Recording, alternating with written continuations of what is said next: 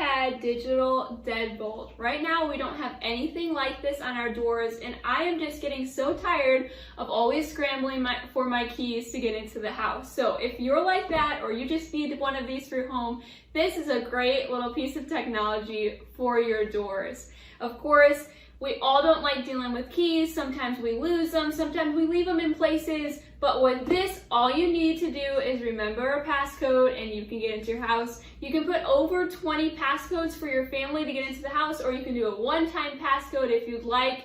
It's a really easy install. You can install it in minutes just with a screwdriver, so you ladies are fine to not bring out all the equipment. You can do it yourself. So a lot of technology in this little piece of equipment.